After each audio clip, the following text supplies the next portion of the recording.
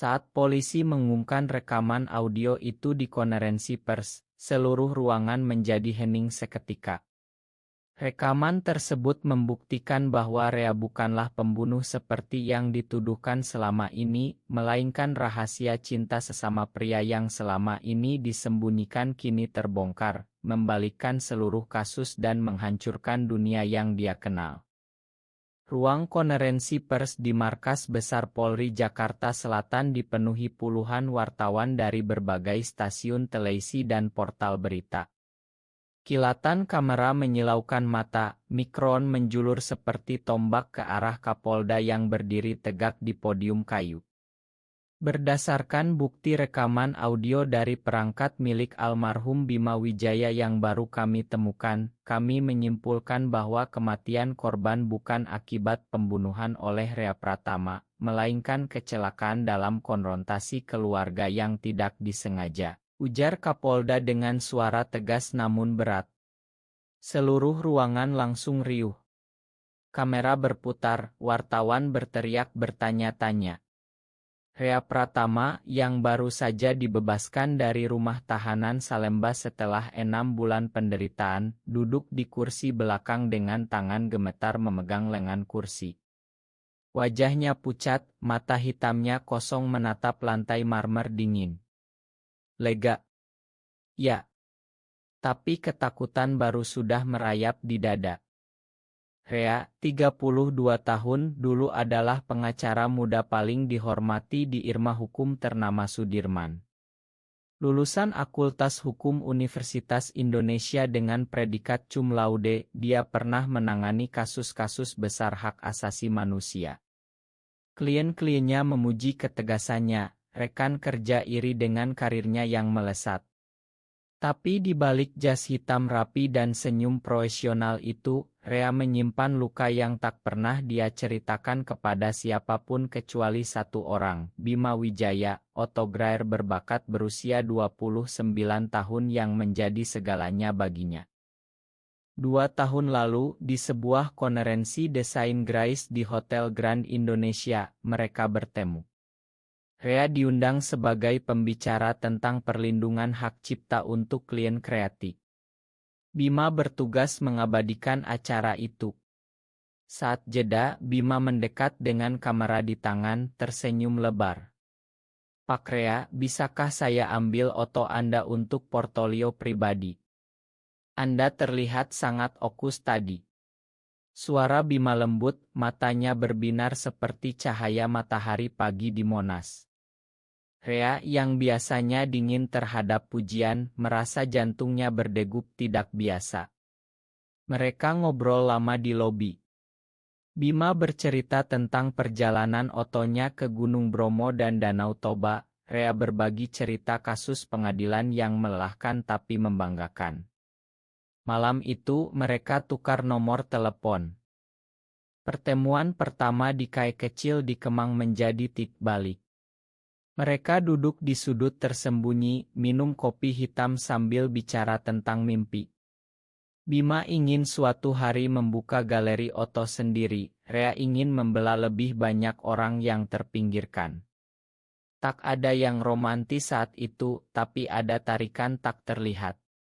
2 minggu kemudian, di Taman Ancol saat malam, di bawah lampu temaram, Bima memegang tangan Rea untuk pertama kali. Aku merasa nyaman bersamamu, Rea. Seperti akhirnya menemukan rumah. Rea tidak menarik tangannya. Malam itu, di apartemen Rea di kawasan Kuningan, mereka berpelukan untuk pertama kali. Bukan nafsu, tapi kehangatan yang selama ini Rea cari dalam kesepiannya. Namun Indonesia bukan tempat yang mudah bagi cinta seperti ini. Rea lahir dan besar di Yogyakarta, dalam keluarga Jawa yang sangat taat. Ayahnya, pensiunan pegawai negeri yang rutin mengaji di masjid kampung, sering mengingatkan anaknya tentang kewajiban laki-laki. Ibu Rea, ibu rumah tangga yang lembut, selalu bertanya kapan Rea membawa calon istri ke rumah. Setiap lebaran, pertanyaan itu semakin menusuk. Rea selalu tersenyum, bilang masih fokus karir, Bu. Di dalam hati dia merasa bersalah. Sejak SMA dia sudah tahu dirinya berbeda. Dia pernah mencoba berdoa lebih keras, berpuasa lebih lama, tapi perasaan itu tak pernah hilang. Kuliah di Jakarta memberinya ruang bernapas, tapi juga membuatnya semakin sadar betapa beratnya menyembunyikan diri. Bima, anak bungsu dari keluarga di Surabaya, juga punya cerita sendiri. Ayahnya ustadz di sebuah pesantren kecil, kakak laki-lakinya pengusaha sukses yang sangat konservatif. Bima pernah diceramahi berjam-jam saat pulang kampung. Kamu harus menikah, Bima. Jangan bikin malu keluarga. Bima selalu mengiyakan di depan, tapi di Jakarta dia bebas. Dengan Rea, dia merasa bisa menjadi dirinya sendiri. Mereka punya rutinitas kecil, setiap Jumat malam, masak bareng di apartemen, nonton film indie Indonesia, berbagi cerita hari itu. Bima suka memotret Rea saat tidur, bilang kamu paling tampan saat lengah. Rea tertawa, tapi selalu mengingatkan kita harus hati-hati, Bim. Dunia belum siap. Tekanan mulai datang pelan-pelan. Di kantor, rekan senior Hadi pernah melihat Rea dan Bima keluar dari restoran tersembunyi di Menteng. Hadi tersenyum sinis, tapi tidak berkata apa-apa saat itu. Keluarga Rea mulai curiga karena Rea jarang pulang kampung. Telepon ibu semakin sering, kamu baik-baik saja, nak. Ada yang kamu sembunyikan. Rea berbohong, tapi setiap bohong membuatnya semakin lelah. Bima juga mulai gelisah. Aku ingin kita ke Bali liburan terbuka, Rea. Tanpa takut ketahuan. Rea menolak, takut ada yang melihat. Pertengkaran kecil mulai muncul. Bima merasa Rea malu padanya. Rea merasa Bima tidak mengerti risikonya. Malam sebelum semuanya hancur, Bima datang ke apartemen dengan wajah pucat. Kakakku tahu, Rea. Dia baca chat di ponselku yang tertinggal waktu aku pulang Surabaya. Dia bilang akan datang ke Jakarta besok untuk meluruskan aku. Mereka bertengkar hebat. Bima menangis, aku lelah sembunyi. Kau selalu bilang sabar, tapi kapan saatnya? Rea memeluknya erat, aku takut kehilanganmu, Bim. Takut kehilangan segalanya. Bima pergi dengan pintu dibanting. Keesokan paginya, polisi datang mengetuk apartemen Rea. Bima ditemukan tewas di lantai apartemen itu, kepala berdarah karena jatuh menabrak meja marmer. Saksi tetangga dengar teriakan malam sebelumnya. Media langsung memberi label, pengacara terkenal bunuh kekasih gay karena cemburu. 6 bulan di tahanan terasa seperti neraka. Rea kehilangan pekerjaan, reputasi, dan keluarga. Ayahnya menelepon sekali, kamu sudah mati bagi kami. Ibu hanya menangis di telepon lalu memutuskan. Sinta, rekan kerja perempuan yang tahu rahasianya sejak lama, satu-satunya yang datang berkunjung. Aku percaya padamu, Rea. Kita akan lawan ini bersama. Di sel, Rea sering menangis diam-diam, bertanya pada Tuhan mengapa cinta yang tulus harus sesulit ini. Kini, dengan rekaman audio itu, semuanya berubah. Tapi Rea tahu, kebebasan ini datang dengan harga yang lebih mahal, seluruh Indonesia akan tahu siapa dia sebenarnya. Apakah dia siap? Rekaman audio yang dimainkan polisi di konferensi pers itu panjang, hampir 20 menit. Suara Bima yang lembut terdengar jelas, bercampur dengan suara marah kakaknya yang datang tiba-tiba ke apartemen. Kamu membawa malu besar ke keluarga kita, Bima. Ayah sudah sakit karena mendengar rumor ini, teriak kakak Bima. Lalu suara perkelahian, meja tergeser, teriakan Bimal jangan, kak, suara jatuh keras, dan panggilan Rea yang panik dari luar pintu karena dia baru pulang dari kantor. Rekaman juga menangkap percakapan intim sebelumnya antara Rea dan Bima, kata-kata penuh kasih yang selama ini hanya milik mereka berdua. Saat keluar dari gedung polisi, Rea langsung diserbu wartawan. "Pak Rea, benarkah Anda gay? Bagaimana perasaan keluarga Anda sekarang?" Rea hanya menunduk. Sinta menarik lengannya masuk ke mobil. Di apartemen yang sudah lama kosong, Rea duduk di lantai, memeluk lutut. Rekaman itu membersihkan namanya dari tuduhan pembunuhan, tapi membunuh identitas palsu yang dia bangun bertahun-tahun. Ponselnya berdering tanpa henti. "Pesan dari teman lama, kau bohongi kami semua. Pesan HT dari akun anonim, mati saja kau homo." Rea mematikan ponsel. Malam itu, dia membuka album foto lama di laptop. Foto pertama mereka di Bali, tersembunyi di ila kecil di Ubud. Bima tertawa lepas sambil memegang kamera. Rea memeluk pinggangnya dari belakang. "Ini kita yang sebenarnya," kata Bima saat itu. Mereka menghabiskan hari-hari di pantai sepi, berjalan kaki sambil bicara tentang masa depan yang mustahil, mungkin pindah ke negara yang lebih terbuka, atau setidaknya hidup tenang di Jakarta tanpa takut. Rea ingat betapa bahagianya dia saat itu, meski selalu ada bayang-bayang ketakutan. Kembali ke masa 2 tahun lalu, setelah pertemuan pertama, Rea mulai merasa hidupnya berwarna. Dia yang biasa pulang larut malam karena kerja, kini selalu menyempatkan waktu untuk Bima. Mereka punya tempat rahasia, sebuah warung kecil di pinggir Kalimalang yang buka sampai subuh, di mana mereka bisa duduk berjam-jam tanpa dikenali. Bima suka cerita tentang oto-otonya yang ditolak majalah karena terlalu artistik. Rea mendengarkan, lalu berbagi cerita kasusnya yang melelahkan. Suatu malam Bima bilang, "Aku jatuh cinta padamu, Rea. Bukan karena penampilanmu, tapi karena kamu berani menjadi dirimu di balik topeng pengacara itu." Rea menangis pelan saat itu, pertama kali dia mengakui perasaannya pada orang lain. Tapi cinta mereka tak pernah mudah. Di kantor, Hadi mulai menyebarkan rumor kecil. "Rea jarang ikut arisan kantor, pasti ada yang disembunyikan." Rea pura-pura tak dengar. Di rumah, ibu Rea mengirim foto calon istri dari teman arisan. "Dia anak baik, nak. Kuliah di UI juga." Rea menolak dengan alasan kerja. Bima merasa semakin tertekan. "Kau selalu bilang aku prioritasmu, tapi kenapa kita tidak pernah ke rumah keluargamu?" Rea menjawab dingin, "Kau tahu alasannya." Pertengkaran kecil semakin sering.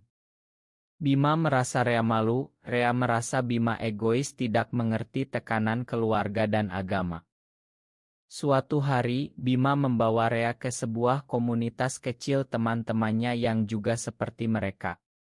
Di sebuah apartemen di Tebet, mereka ngobrol sampai pagi. Rea merasa lega pertama kali melihat orang-orang yang hidup dengan damai meski sembunyi. Tapi pulang ke rumah, dia kembali ketakutan. "Kalau ketahuan, karirku habis, Bim. Keluargaku akan hancur." Bima memeluknya, "Kita tidak perlu teriak di jalan. Cukup kita bahagia berdua." Tekanan keluarga Bima semakin kuat. Kakaknya menelepon hampir setiap hari, mengancam memotong bantuan keuangan. Bima mulai depresi ringan, sering tidak tidur. Rea berusaha menenangkan dengan hadiah kecil, foto cetak yang Bima suka, atau masakan sederhana. Tapi semakin hari, Bima semakin ingin terbuka. "Aku ingin ibuku tahu siapa aku sebenarnya sebelum terlambat." Rea selalu menunda. Hingga malam tragis itu. Kakak Bima tiba-tiba datang ke apartemen, memaksa masuk. Rea sedang di kantor menyelesaikan berkas. Saat Rea pulang, dia mendengar teriakan dari dalam. Dia masuk mencoba melerai, tapi terlambat. Bima jatuh, kepalanya membentur meja. Kakak Bima panik, kabur. Rea memanggil ambulans, tapi nyawa Bima tak tertolong. Polisi datang, melihat pesan-pesan cinta di ponsel, langsung menahan Rea sebagai tersangka utama. Sekarang setelah rekaman dirilis, Rea berdiri di balkon apartemen menatap lampu-lampu Jakarta yang tak pernah tidur. Dia tahu besok berita akan meledak di mana-mana. Keluarganya akan mendengar. Teman-temannya akan menjauh. Tapi untuk pertama kali ada sedikit kelegaan. Rahasianya sudah keluar. Tak perlu sembunyi lagi. Tapi apakah kelegaan ini sepadan dengan luka yang akan datang? Pagi berikutnya setelah pengumuman polisi, berita sudah ada di headline semua media. Rekaman audio balikan kasus pembunuhan pengacara Gai Jakarta. Foto Rea dan Bima yang bocor dari ponsel beredar luas. Rea duduk di meja makan, menatap layar ponsel tanpa berkedip. Sinta datang membawa sarapan. Kau harus makan, Rea. Hari ini kita ke kantor pengacara baru untuk persiapan sidang lanjutan. Rea menggeleng. Aku tidak tahu mau apa lagi, Sinta. Semua orang tahu sekarang. Di Irma Hukum lamanya, rekan-rekan lama sudah mengirim pesan perpisahan. Hadi yang dulu curiga, sekarang menulis di grup chat kantor, kita harus jaga nama baik Irma. Rea diberhentikan secara resmi 2 hari lalu. Karir yang dibangun 12 tahun hancur dalam semalam. Dia ingat hari pertama kerja, ayahnya bangga menelepon, kau sudah jadi orang sukses, nak. Jangan lupakan Tuhan. Kini ayahnya pasti sedang marah di rumah. Sinta duduk di sebelahnya. Aku tahu ini berat. Tapi kau bukan pembunuh. Rekaman membuktikan itu. Kakak Bima yang mendorong meski tidak sengaja. Kau hanya korban situasi. Rea tersenyum pahit. Tapi aku juga korban cinta, Sinta. Cinta yang dilarang di negeri ini. Sinta memegang tangannya. Cinta tidak pernah dilarang oleh Tuhan. Manusia yang membuat aturan. Kata-kata itu mengingatkan Rea pada diskusi malam dengan Bima dulu, saat mereka bertanya-tanya mengapa Indonesia begitu keras terhadap orang seperti mereka. Flashback lagi ke bulan-bulan indah. Setelah liburan Bali yang singkat, mereka memutuskan tinggal bersama di apartemen Rea. Bima pindah perlahan, membawa kamera dan baju-bajunya. Setiap pagi Bima membuat kopi, Rea membaca koran. Mereka seperti pasangan biasa, meski selalu mengunci pintu rapat-rapat. Suatu malam Ramadan, mereka berbuka puasa bersama, berdoa dalam hati masing-masing. Bima bilang, aku masih percaya Tuhan menyayangi kita, Rea. Asal kita baik. Rea setuju, tapi tetap takut. Konflik mulai memuncak saat kakak Bima mulai curiga lebih dalam. Dia kirim detektif swasta ke Jakarta. Foto Rea dan Bima dikai bocor ke keluarga. Telepon marah datang. Bima menangis berhari-hari. Rea merasa bersalah, menawarkan untuk putus sementara. Agar kau aman, Bim. Bima marah besar. Kau selalu mau mundur. Aku bukan mainan yang bisa kau simpan lalu buang. Itu pertengkaran terbesar mereka. Tapi malamnya, mereka berdamai, saling memakan dengan pelukan panjang. Di kantor, tekanan semakin nyata. Klien mulai membatalkan kontrak setelah rumor. Bos memanggil Rea ke ruangan, kau hebat, Rea, tapi kami harus jaga citra. Rea tahu itu akhirnya. Dia pulang dengan hati hancur, Bima menunggu dengan pelukan. Kita akan cari jalan lain. Mungkin buka Irma kecil sendiri. Harapan itu singkat. Kini, setelah pembebasan, Rea harus hadapi sidang lanjutan untuk membersihkan nama sepenuhnya. Tapi media sudah menghakimi. Di depan gedung pengadilan, demonstran kecil dari kelompok konservatif berteriak usir homo dari Indonesia. Rea lewat dengan kepala tertunduk, Sinta di sampingnya. Di dalam, jaksa membacakan rekaman lagi. Kakak Bima duduk di bangku saksi, menangis menyesal. Aku tidak bermaksud bunuh adikku. Aku hanya marah karena malu. Rea tidak membenci dia. Dia tahu kakak Bima juga korban norma yang sama. Malam itu, Rea pergi ke makam Bima di Pemakaman Umum Jakarta. Hujan gerimis. Dia berlutut di batu nisan sederhana. Aku bebas sekarang, Bim. Tapi tanpa kamu, rasanya kosong. Air mata bercampur hujan. Untuk pertama kali, Rea merasa tenang. Rahasia sudah keluar. Tak ada lagi yang disembunyikan. Sidang berlanjut dengan ketegangan tinggi. Pengadilan Negeri Jakarta Pusat penuh pengunjung. Wartawan di luar gedung, kamera mengarah ke setiap gerak Rea. Jaksa memutar rekaman sekali lagi. Suara Bima yang ketakutan saat kakaknya mendorong, suara Rea yang berlari masuk dan berteriak Bima, semuanya jelas. Hakim mengangguk. Terdakwa Rea Pratama dibebaskan dari segala tuduhan pembunuhan. Ruangan bertepuk tangan kecil, tapi Rea tak merasa menang. Dia kehilangan lebih dari kebebasan. Keluar pengadilan, keluarganya tidak ada. Hanya Sinta dan dua teman lama yang berani datang. Malamnya, Rea duduk sendirian di apartemen. Dia membuka laptop, membaca komentar di berita online. Ada yang mendukung cinta adalah cinta, banyak yang menghina ini akibat liberalisme barat.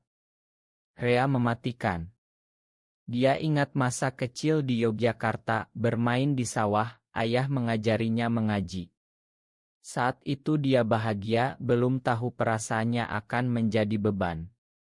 Di universitas, dia pernah pacaran dengan perempuan untuk menyembuhkan diri, tapi gagal. Bertemu Bima adalah pertama kali dia merasa utuh. Sinta datang membawa makanan. Kau harus mulai hidup lagi, Rea. Bima pasti ingin kau bahagia. Rea mengangguk pelan. Aku ingin menghormati dia dengan menjadi lebih baik. Mungkin bantu orang-orang yang seperti kami. Sinta tersenyum. Itu ide bagus. Mulai kecil saja. Rea mulai mencari kerja baru. Irma kecil menerimanya sebagai konsultan, tapi dengan syarat jangan bawa isu pribadi. Dia menerima. Siang hari kerja, malam hari dia menulis catatan pribadi tentang perjuangannya. Dia ingat pengkhianatan Hadi yang dulu menyebarkan rumor ke media setelah penangkapan.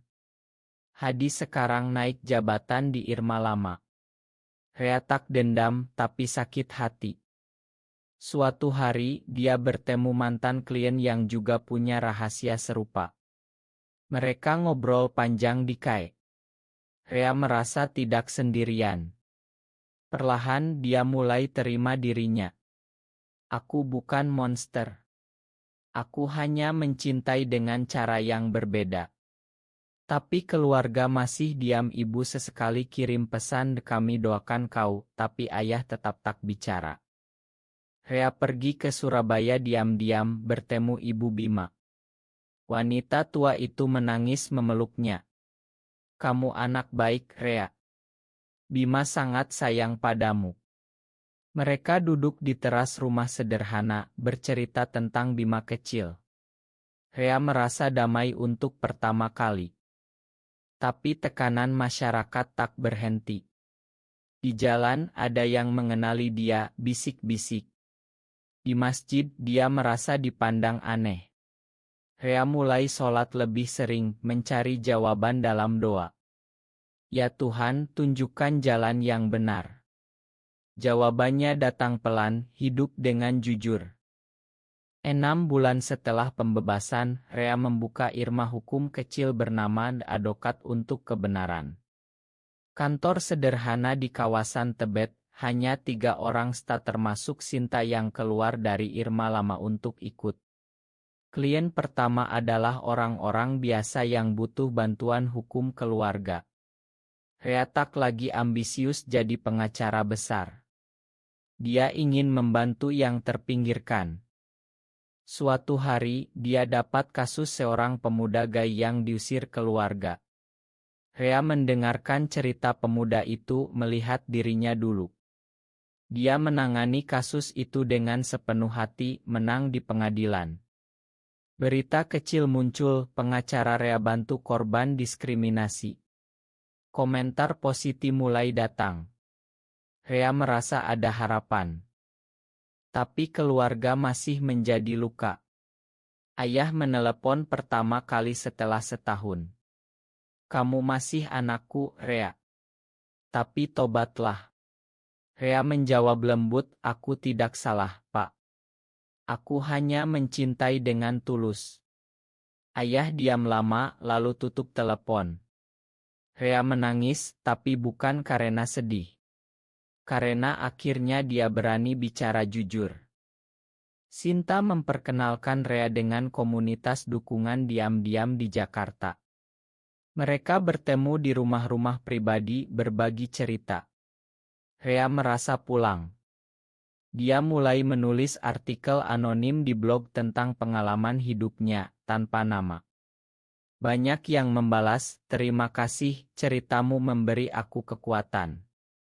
Rea sering ke makam Bima, bercerita tentang kemajuan kecilnya. Aku mulai hidup lagi, Bim. Untuk kita berdua.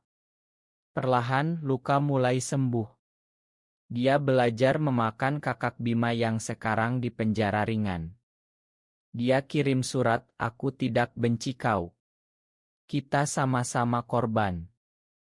Media masih sesekali mengejar, tapi Rea belajar menghadapi. Dia tolak wawancara sensasional, hanya bicara tentang keadilan hukum. 1 tahun berlalu. Rea berdiri di balkon kantor kecilnya, menatap Jakarta yang sibuk. Irma hukumnya kini punya 5 fokus pada kasus hak asasi dan keluarga. Dia tak lagi takut. Keluarganya di Yogyakarta mulai melunak.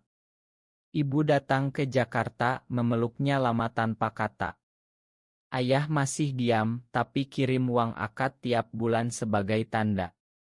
Itu cukup bagi Rea. Dia bertemu lagi dengan Ibu Bima, membawa bunga ke makam bersama. Mereka duduk lama, berdoa. Rea merasa Bima tersenyum dari langit. Aku bahagia sekarang, Bim.